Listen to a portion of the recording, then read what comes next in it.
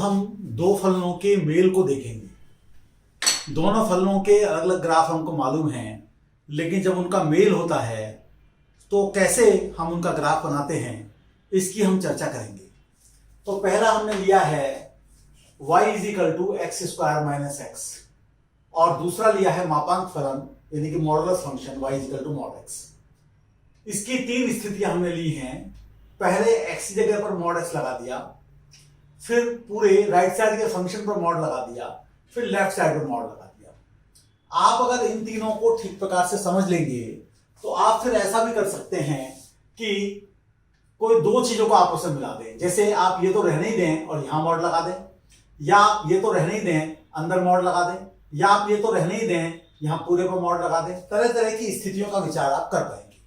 तो पहले हम पहली स्थिति का विचार करते हैं जिसमें y is equal to mod x square minus x है।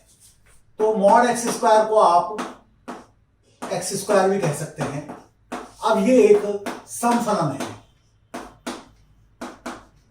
समफलन का मतलब ये है कि x के स्थान पर माइनस एक्स रखने से फर्क नहीं पड़ता, जिसे हम इवन फंक्शन भी कहते हैं। यहां विशेष बात यह है कि हम जब इसके ग्राफ को बनाएंगे तो वो y एक्सिस के अबाउट सिमेट्रिक आएगा, यानी जैसा वो इधर बनेगा वैसा ही इधर बनेगा। अब हम ये देखें कि जब x हमारा 0 या 0 से बड़ा है तो ये फंक्शन बिल्कुल हमारा यही फंक्शन बन जाता है। तो जब राइट साइड में हम ग्राफ खींचेंगे तो बिल्कुल ऐसा ही ग्राफ खींचेंगे। तो ऐसा ही ग्राफ हमने खींच दिया। ये हमारी x एक्सिस है, ये हमारी y एक्सिस है। तो हमने इसका ग्राफ ऐसा का ऐसा ही खींच दिया।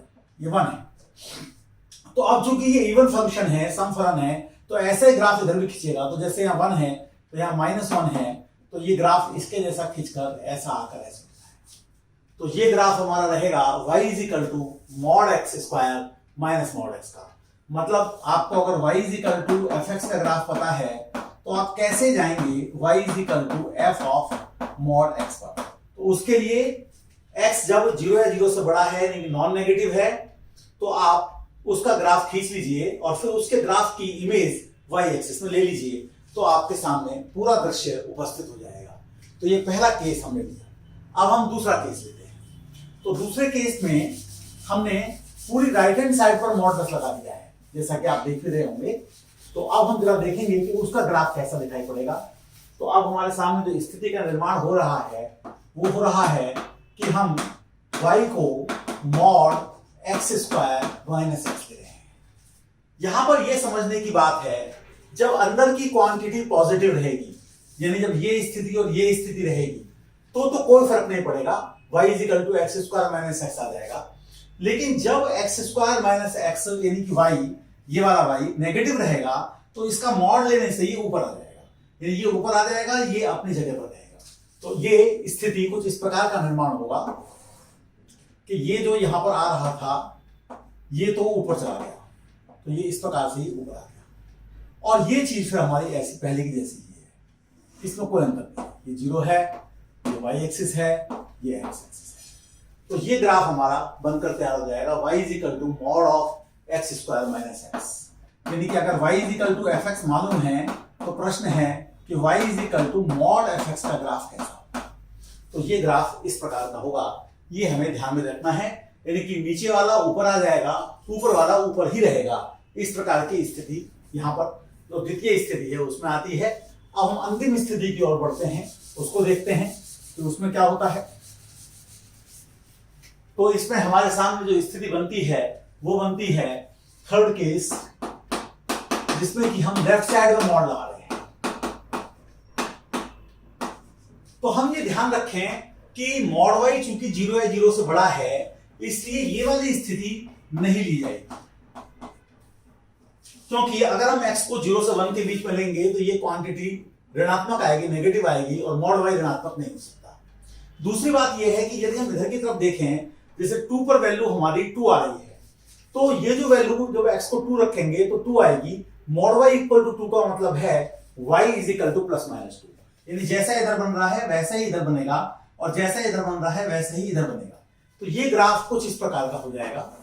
ये हमारे पास स्थिति है, ये x एक्सिस है, y एक्सिस है, एक्स की ये वैल्यूज हम ले ही नहीं सकते हैं, ये है, ये जो हमारे पास जा रहा था ये ऐसे रहेगा लेकिन नीचे भी बनेगा। इसी प्रकार से यहां पर हमारे पास जैसा ग्राफ था वैसा ही बनेगा लेकिन साथ साथ फिर नीचे ही बनेगा, उसकी इमेज ली जाएगी। तो इस प्रकार का ये ग्राफ हमारा तैयार हो जाएगा mod y equal to x square minus x का, यानी y equal to f x मालूम था तो हमने ग्राफ खींचा है mod y equal to f x. तो इसमें जो हिस्सा नीचे का है वो गायब हो जाएगा और जो ऊपर है वो ऊपर रहेगा लेकिन उसकी इमेज साथ साथ नीचे भी रहेगी। और ये कोई रटने वाली बातें नहीं है, इनको आप समझिए। एक बात मैं यहां पर और कहना चाहूंगा कि हमने किया क्या है। अगर हम पहले वाले फंक्शन को y equal to f x कह दें और दूसरे वाले फंक्शन को y equal to g x कह दें तो एक तरीके से हमने अगर y equal to f mod x की बात की है तो एक तरीके से हमने एफ ऑफ जी एक्स की बात की है। अगर हमने y equal to mod f x की बात की है तो हमने एक तरीके से g ऑफ एफ एक्स की बात की है। और इसी प्रकार से अगर हमने y equal to mod y equal to f x की बात की है तो यहां पर मैं इसको क्या लिखना चाहूंगा, मैं इसको लिखना चाहूंगा कि यहां पर ये हमारा जो है gx है तो gx के बजाय ये जो है gy हो गया।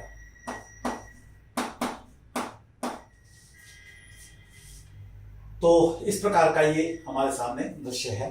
gy मॉड नहीं लगाएंगे फिर हम, क्योंकि gy ही मॉड y हो जाएगा। तो gy equal to f x है। तो इस प्रकार से तीन स्थितियों का निर्माण हो रहा है जिनका ग्राफ आपके सामने खींचा है।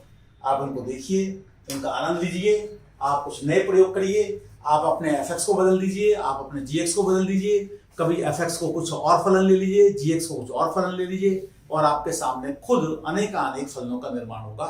आज इतना ही रखते हैं, अगली बार जब मिलेंगे तो फिर कुछ और आगे के ग्राफों की चर्चा करेंगे। बहुत बहुत धन्यवाद।